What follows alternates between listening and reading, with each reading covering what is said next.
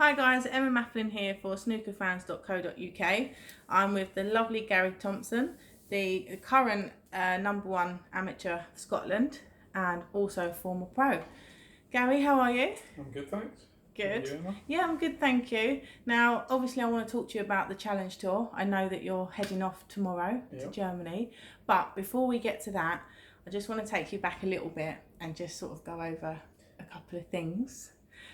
So what I'd like to ask you, first of all, is how you felt when you made your first competitive 147. I believe it was at the EASB Tour in Leicester. EBSA Tour in Leicester, yeah. That was How was that? 16 years ago. I still remember it. It was against a player called Ian Gadd, who sadly died 2 years ago, or I think it was last year or 2 years ago. But it was a big tournament in England. It was kind of like their ranking tournaments down there, and there was a lot of good players in it. But yeah, the 147, I just remember, I remember a couple of shots from it.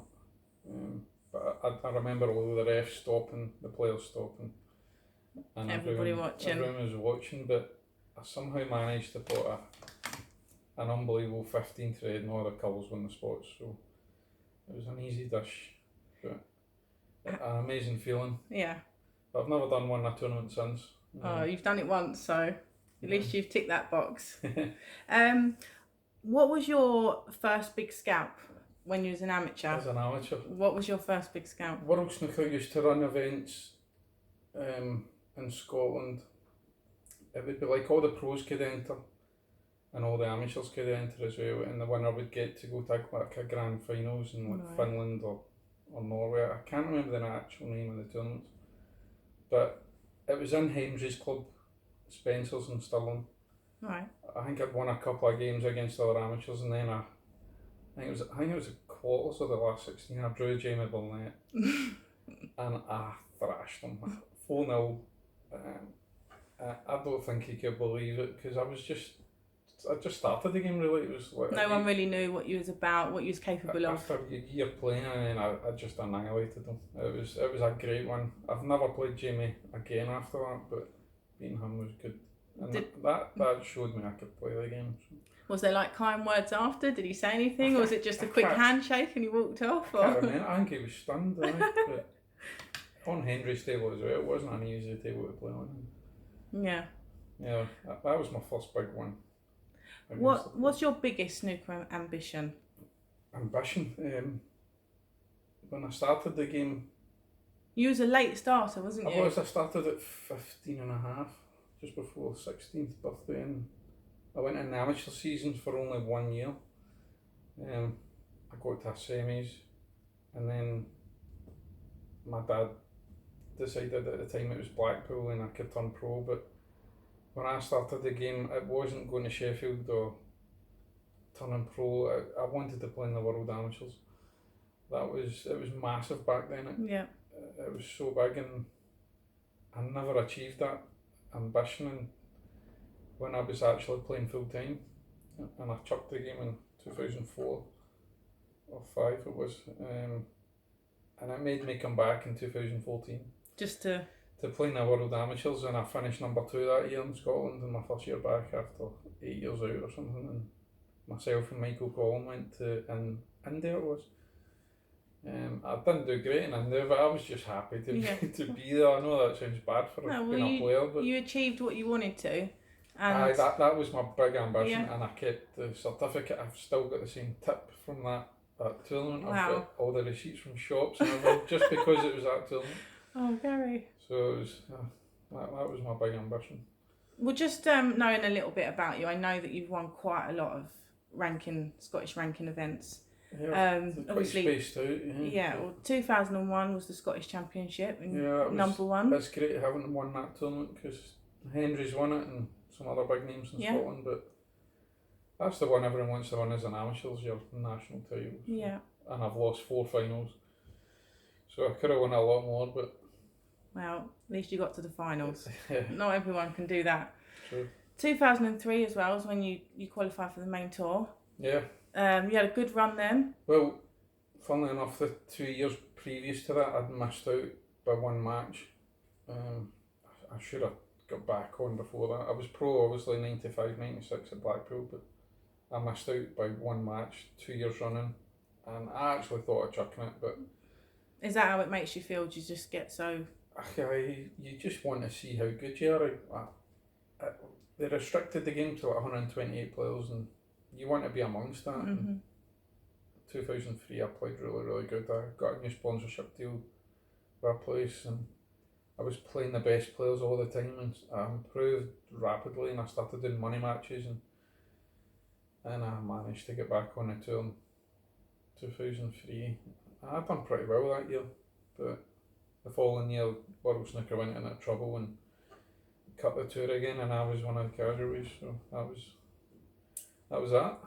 Oh well, look, we won't dwell on that too much, no because currently is a little bit more exciting for you.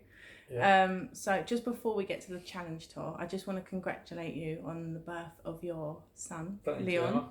And obviously you have your beautiful girlfriend Ag here now with you. Ag's with us right now. So how is, kind of forgetting snooker just for a second, how's family life? Oh, my life's changed so much in the last year since I met Agnieszka. It was a bit of a tough 10 years before I met her, and then I met her in Romania during the European Senior Championship. She's a ref, right? In the Six Reds European, Ag's a ref, and so we just got chatting in Romania, and then Ag ref one of my matches, so it was just... Put you off, you couldn't concentrate? I mean, we weren't like... it wasn't like instantly something was going to happen, we were just talking and stuff, and then after that... She became your favourite referee? Yeah.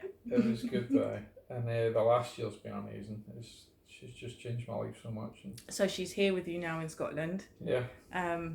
So you're in a good place. Really happy. Amazing. Leon's brilliant. I hope he's going to play snooker one day. Do you want him to? Yeah. I prefer golf, but well, at least he's got a choice. He's going to be around snooker a lot with his mum and dad. So yeah. Yeah, it's been good. And how much? I wanted to ask you kind of who has been, since you first picked up the cue to now. Who's been your biggest influence? What support network do you have? I would say 4 people in my life for snooker, or maybe include McManus. McManus started me off in the game because he was like your first kind of match. I played him my first pro-am. Yeah. He was giving me an 80 start and he hammered me, and I just went, I want to do that. So it was Alan McManus really that got me started, along with my dad, because he played the game. He was good century player, and he wanted me to play, so he encouraged it. Obviously my mum as well. She wasn't really in the sport, so my dad pushed me a lot. So I got free time at Minnesota Fats in Glasgow, and before you know it, I was playing with like Drew Henry every day, who was one of the best players in Scotland back then, and he was the biggest influence in my pro career. Without him, I don't think I would have got as good, because I was playing him regularly, and so it really helped. And all the other pros. And then my second part of my snooker career, I have to thank Michael Gollan for basically... I was at rock bottom, because I've moved to Germany to try and start a coaching career, and it all fell through, and then Michael's just saved me since. Because he's obviously he's travelling with you, we've travelled a lot together. He's a good friend of yours, right? Yeah, he's a great friend, and I helped him a lot with his game, even though he took it a different way than I meant it. But he knew my intentions for helping him, so he's kind of helped me back. And I wouldn't be where I am now without Michael, so big thanks to him. Yeah, it's nice, and when you've got that kind of support with you as well. Obviously, you've got Ag now, and everything you do is going to, moving forward, it's all going to be for it's going to be Leon. Different playing snooker, knowing that Ag and Leon are back home, and it's not all it's not all bad when you lose. No, because you've got something that's... I know, I can't wait to experience that on Monday. Yeah. So let's get on to the challenge tour then. Yeah. You are flying tomorrow You're travelling with Michael Collins, yeah, and Dean Young. So. And Dean. So you've got Liam Davis. I don't know him. I've heard he's about 15, 16 years old. Yeah, I believe he's quite young. So how are you feeling about your first match? It doesn't matter who you got, but how do you feel about getting out there and playing your first match? I'm looking forward to the tables. That's the big thing for the amateurs to World Snooker events is the conditions. And I certainly play better in World Snooker conditions. So yeah, I'm looking forward to that. And the best of fives, it's going to be a bit short, but hopefully you get a couple of wins and then just see if you can get a deep run. But I'm looking forward to going. I'm going to miss the wee man and Ag, but they'll be. I'll look after them. I'm looking forward to competing again and seeing how my game is at the moment without much practice over the summer. Have you so I was going to ask you, how are you feeling? You confident? How's your preparation been? Have you? I know you're busy as well now because when you're not kind of putting the hours in, I put the odd hour here and there. You're doing your I see you're wearing your Triple D. Yeah, we'll talk about that in a minute. I'll let you know what Triple D is, but for the challenge tour, I'm going to see how I get on in the first 3 or 4 events, because it's a lot of expense. Obviously, in the challenge tour, 7 tournaments before Christmas, so I'll see how I get on, and if I'm doing well, I'll take it from probably the 4th or 5th event and see how the rest of the season will go. So you just you've not got any kind of big aims or goals. You're just sort of seeing how it goes. I just want to see how I go on at a slow pace. And I've qualified for the Scottish Open in December. Yeah.